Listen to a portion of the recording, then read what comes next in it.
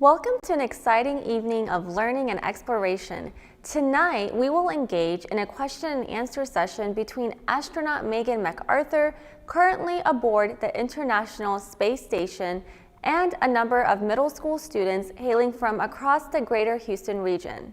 Additionally, we are looking forward to remarks from key civic and elected leadership on the occasion of this NASA downlink. My name is Sarah Sutar, and I am the MC for today's event. I am currently a teacher at Sienna Crossing Elementary School in Houston, Texas.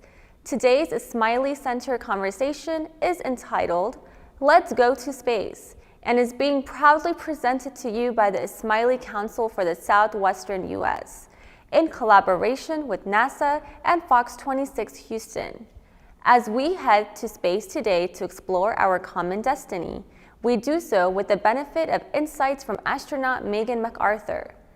Dr. McArthur, who was selected as an astronaut in 2000, holds a Bachelor of Science in Aerospace Engineering from the University of California, Los Angeles, and a PhD in Oceanography from the University of California, San Diego, where she performed research activities at the Scripps Institution of Oceanography. Dr. McArthur is currently serving as pilot of the NASA SpaceX Crew 2 mission to the International Space Station, which launched on April 23, 2021. For this conversation, the Ismaili Council for the Southwestern US is also excited to partner with schools from the Aldine, Alief, Fort Bend, Houston, and Stafford school districts, as well as the Audi International, eToil Academy, the Honor Roll, and the village schools to engage middle school students from the greater Houston area. Students and teachers were provided resources to enhance their background knowledge about the upcoming program and allow the students an opportunity to submit a question to an astronaut. We are honored to have on this program Texas Secretary of State Ruth R. Hughes, Congressman Troy Nehls, and Mayor of the City of Houston, Sylvester Turner, each of whom recognize the importance of space exploration and the importance or encouraging our youth to pursue a STEM education as they look to the stars. Without further ado, we hope you enjoy the program.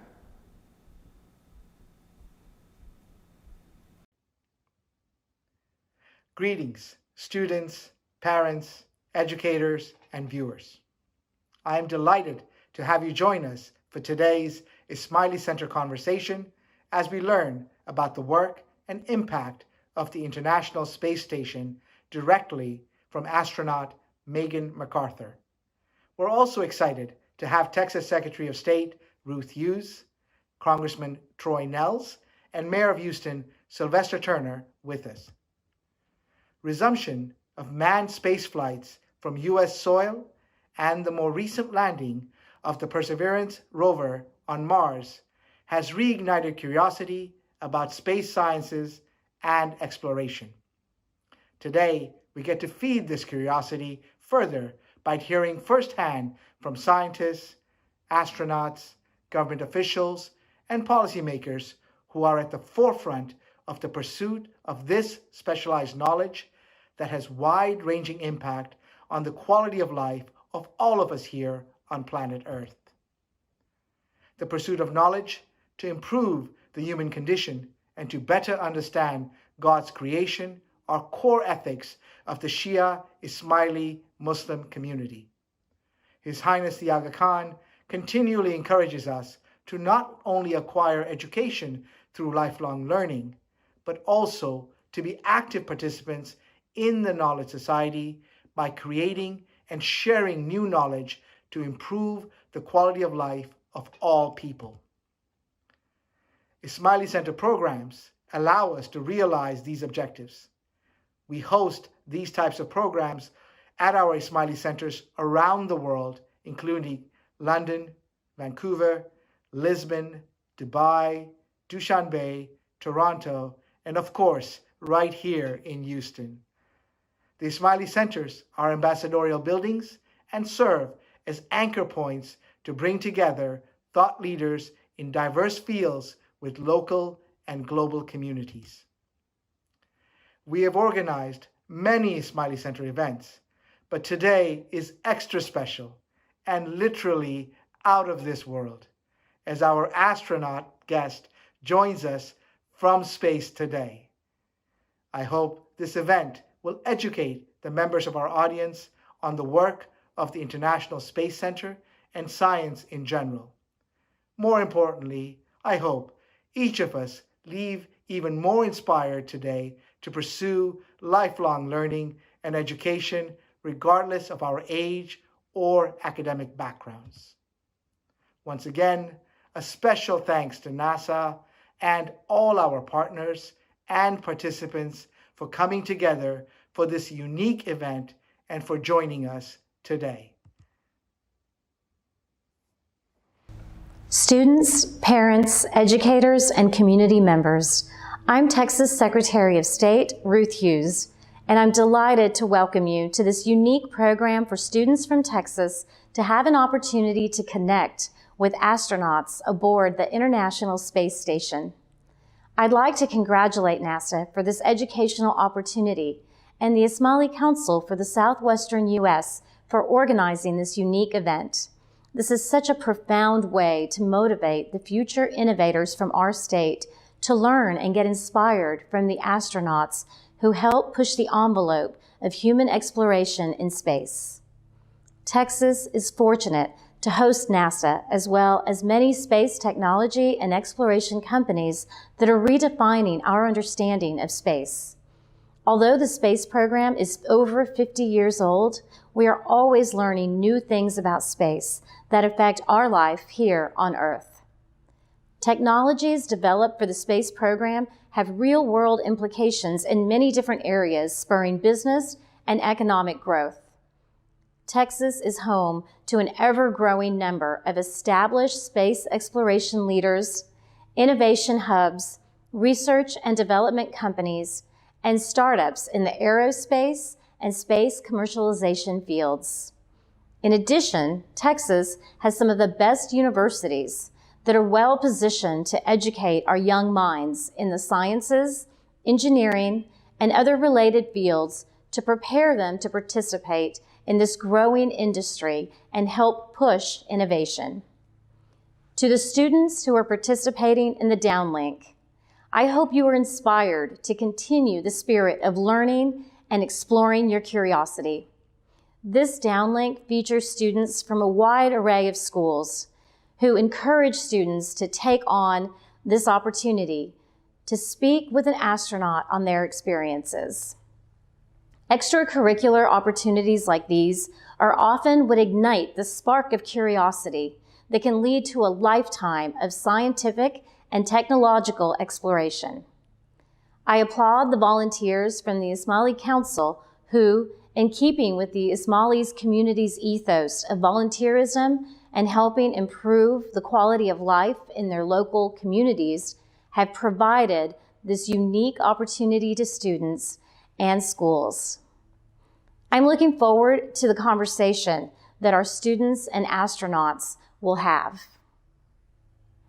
Thank you for your participation. I'd like to thank NASA for helping organize this important downlink event to shine a spotlight and inspire the students in our area on the importance of STEM. I also appreciate the Ismaili Council for the Southwestern US and partners for hosting this event and providing a platform for the young students to go beyond the classroom all the way to the International Space Station to enrich their minds about the wonders of space, science, and technology. It is a matter of great pride to have had the downlink hosted right from here at the Ismaili Jamaat Khana and Center in District 22. The center's mission of fostering an appreciation of pluralism and for enhancing relationships amongst diverse faith communities, government, and civil society is also reflective of the strength that District 22 embodies as the largest and most diverse district in the country, where people from all walks of life come together to live, work, and pray and learn from one another. The research done by NASA plays an important role in ensuring we continue to make progress as a country, to stay on the cutting edge to help address some of the most challenging questions of our time. Along with space exploration and expanding the reach of mankind into the heavens, work done by engineers and scientists enhances our capabilities here on Earth. Whether in the realm of aviation, energy, disaster response and mitigation, life sciences, and so much more, our students, the space scientists of tomorrow, will undoubtedly impact the quality of life for all of us. Education, particularly STEM education, is crucial for us to develop the next generation of scientists, engineers, and inventors, not only to advance our region and country scientifically, but also economically. So I appreciate Fort Bend ISD, Stafford MSD, as well as all the other districts, schools, and students, many of whom call District 22 home, who have participated in this downlink and made science education a priority. And a special thank you to NASA for partnering with community organizations like the Ismaili Council and our local schools to ensure that our students are excited about the possibilities that their futures hold. Personally, I'm excited to hear from the astronauts about their experiences aboard the International Space Station. Thank you and God bless.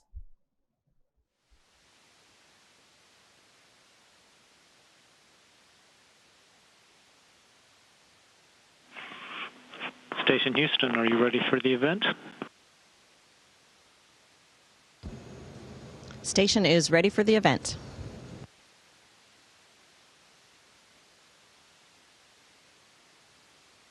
Houston ACR, this is Mission Control Houston. Please call station for a voice check. Station, this is Houston ACR. How do you hear me? I hear you loud and clear. Thanks. Please stand by for opening remarks. Greetings, students, parents, educators, and viewers. I'm excited to be here for this amazing educational event for the young students from the greater Houston region.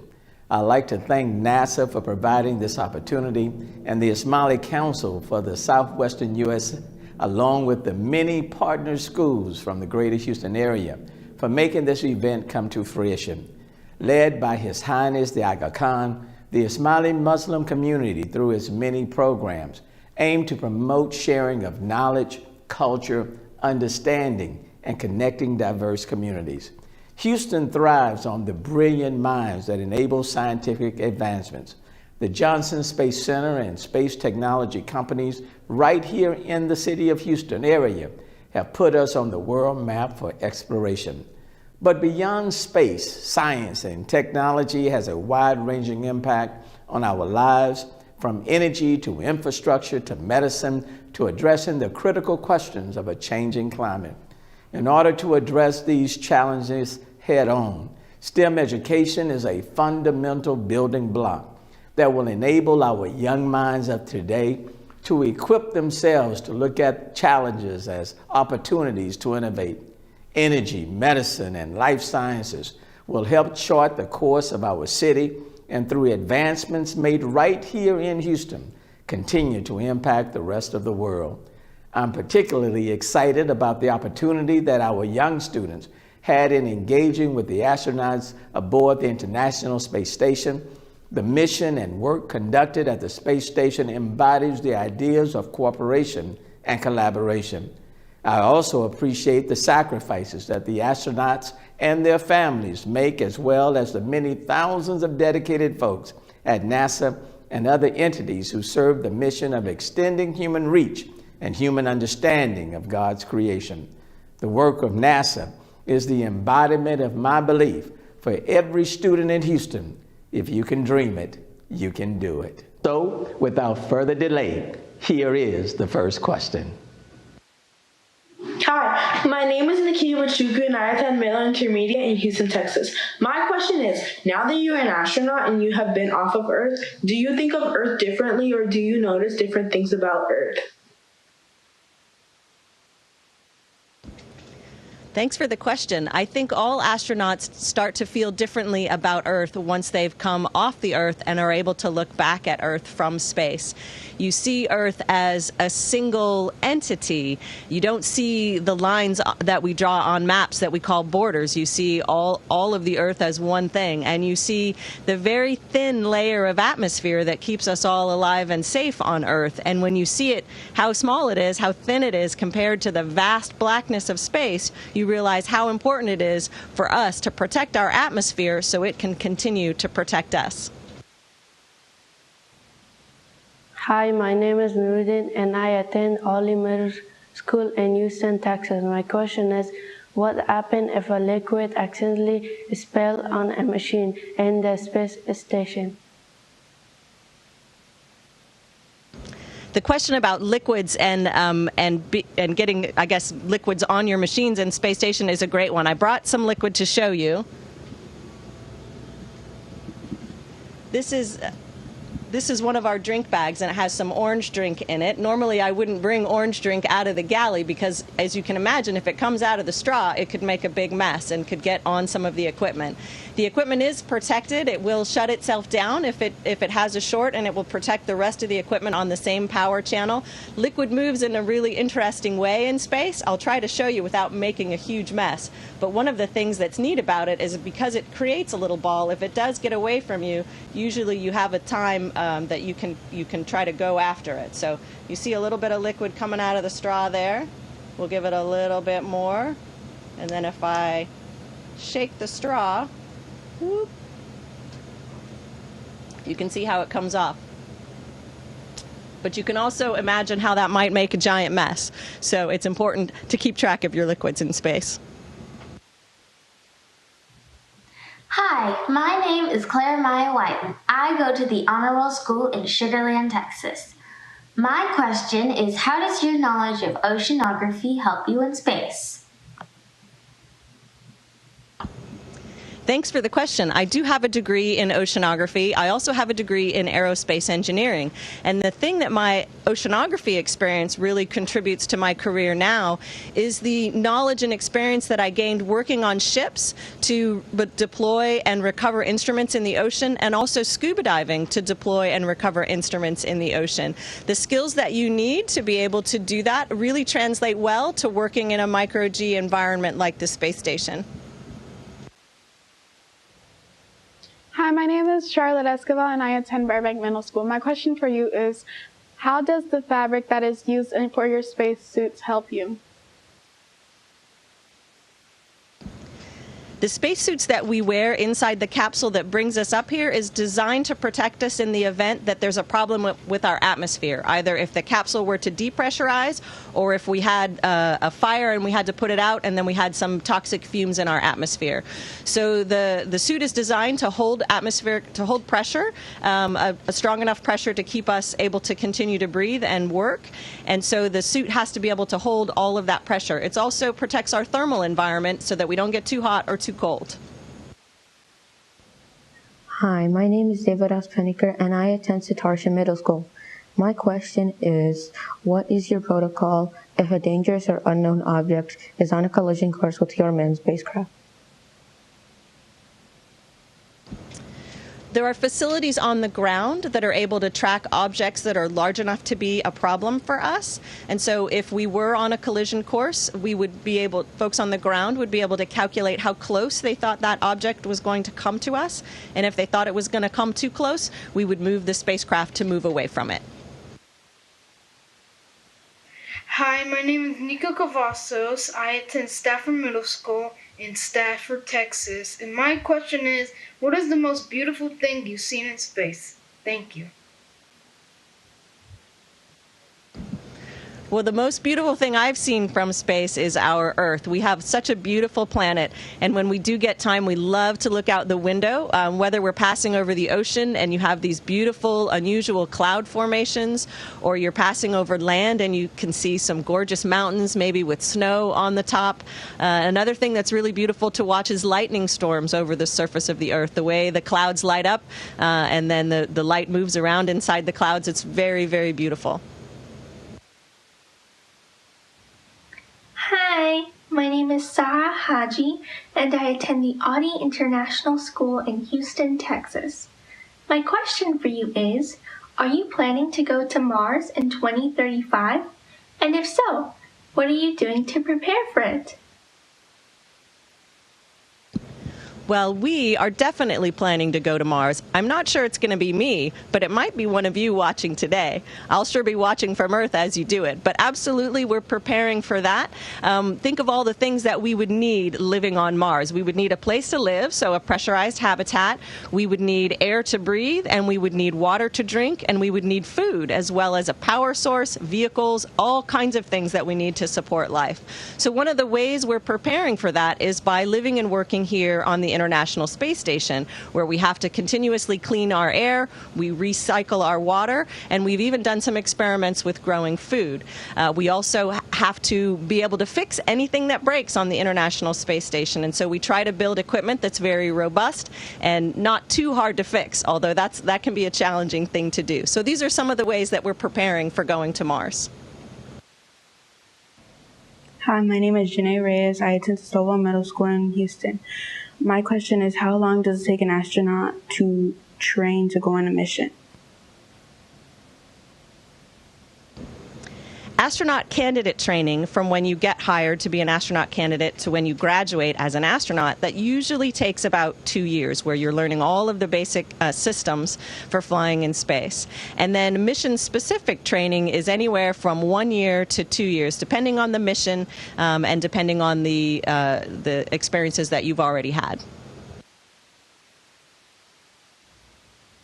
Hi, my name is Basil Alani, and I attend the Village Middle School in Houston. And my question is, how do star constellations look like in space? Do they look different compared to how they look from Earth? Thank you. I think the question is about constellations and how they look from space compared to how they look on Earth. They really look the same. We are far enough away from the stars that are making those pictures that we perceive as pictures from Earth, that they look the same to me, even though I'm a couple hundred miles above you. The one thing that is quite different is because I don't have the atmosphere between myself and the stars. They don't twinkle the way they do on Earth. They're just kind of a solid light that's on. But I still see the same patterns that you see. Hello, my name is Sirius Golshan. I attend Garden Oaks Montessori in Houston, Texas. And my question is, whether the astronauts, after seeing the Earth from so high up, change their worldview when they're all the way back down.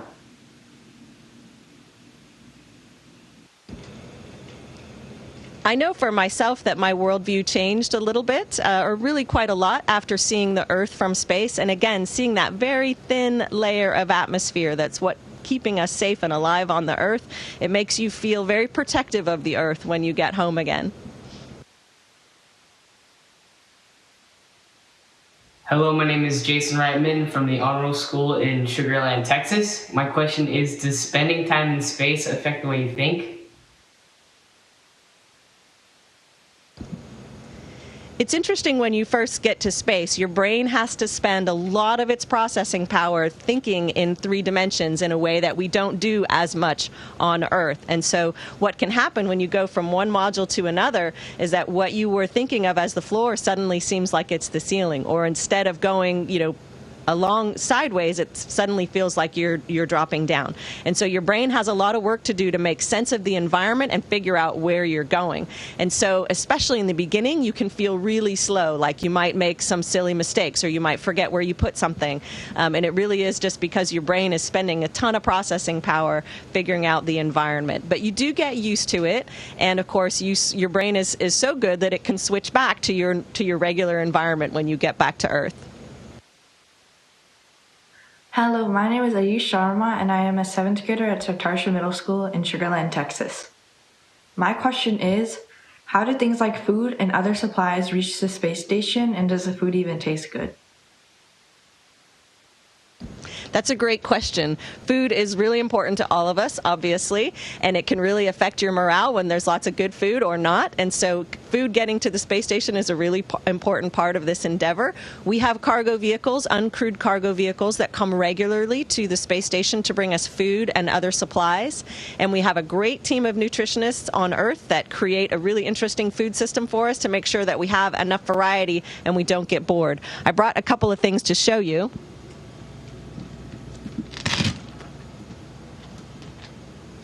We kind of already talked about the drinks, which come in these bags that we fill with water from our rehydration station.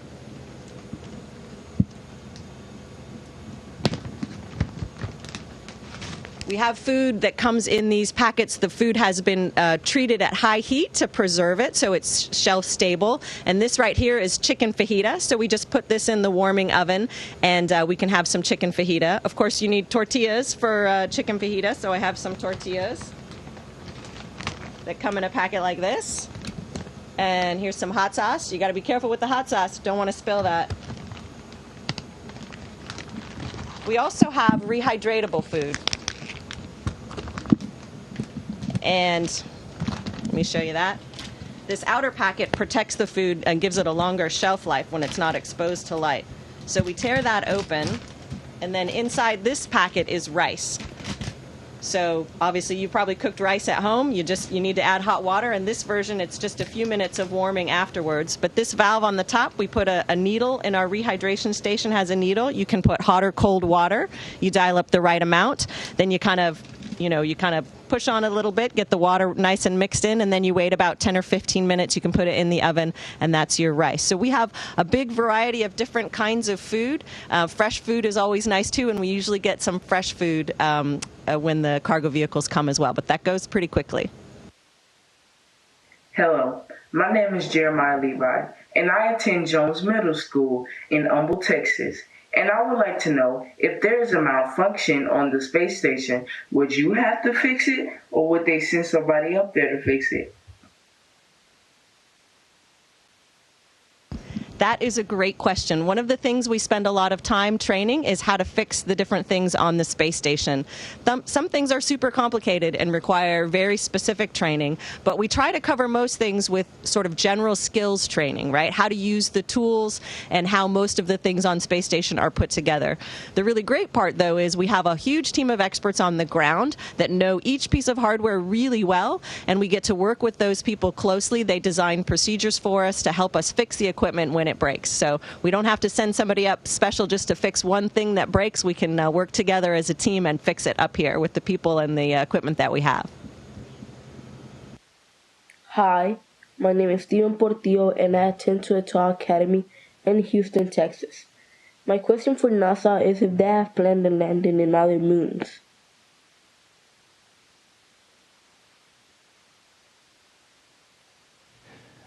The question was, does NASA have plans to land on other moons? Oh, that's a great question. So right now we're working, as I'm sure you know, to put the first woman and the first person of color on Earth's moon, which is very exciting, and I hope to see that happen in the next few years. There's also some other interesting moons in our solar system. There's Europa, of course, one of Jupiter's moons, that is an icy moon that they think might have oceans. And so it'll be a while, I think, before we can send people out there, but that certainly would be an interesting destination in our own solar system. Hi, my name is Dakota Johnson, and I attend Jones Middle School in Houston, Texas. My question is, when training to become an astronaut, what is the single most hardest things you have to learn and master? One of the coolest things about being an astronaut is the big variety of different things that you get to learn. So I trained as an engineer and an oceanographer, but I'm doing sometimes biology experiments up here, and sometimes I'm fixing the toilet. So there's a huge variety of things that you have to learn, which is a challenge in itself, but is also really the fun part about this job. A couple of things that are individually hard, language. So we have, of course, our international partners, Russian cosmonauts. Russian is a difficult language. It was for me to learn, but that's also an interesting challenge, and it's nice to be able to share a common language with our colleagues. The other thing that can be physically difficult is spacewalk training. So it's a big, bulky, heavy suit, and of course we're training on Earth in a big swimming pool, and so it is physically a very challenging thing to learn how to do. But really, the variety of things is one of the challenges, but it's also what makes it a lot of fun. Hello, my name is Jai and I go to Satartia Middle School. My question is, what do you do if the connection between you and the workers on Earth breaks?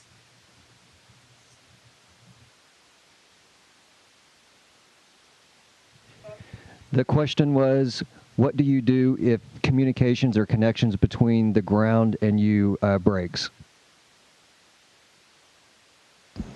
So communication is a very important part of what we do, and being able to communicate with the ground in so many different ways is really helpful for us. But we are also trained to continue our operations without being able to talk to the ground, and we go through periods every day where we don't have continuous communication.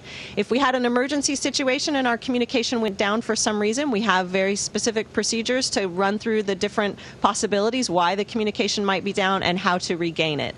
And so we have a really robust system, and we know how to respond in the event that the communication goes down. Hello, my name is Juan Diego Hoyos Bernal, and I attend the Honor Roll School in Sugar Land, Texas. My question is, what happens if you lose power at the station, and how do you recover it? Thank you.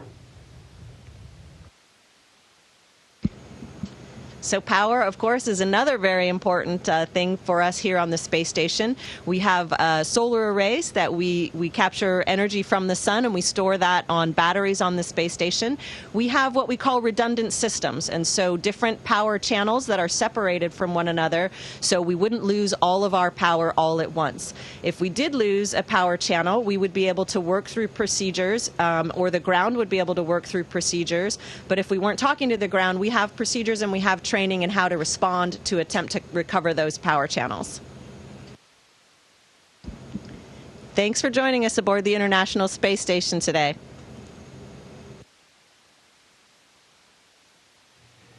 Station, this is Houston ACR. That concludes the event. Thank you.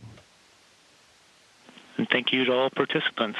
Station, we're now resuming operational comm.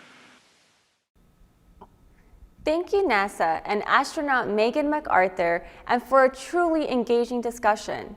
Having the opportunity to learn about the life and work aboard the International Space Station has been extremely insightful. On behalf of the Ismaili Council for the Southwestern US, thank you again for your time. We also want to thank each and every one of you, our participants that joined virtually here today. We hope that you found the program to be as valuable as we did. To get more information about the Ismaili community, please go to the.ismaili in your web browser, or for more information on upcoming programming, please go to facebook.com/the-ismaili-USA. We look forward to sharing future programming with you. Thank you and good evening.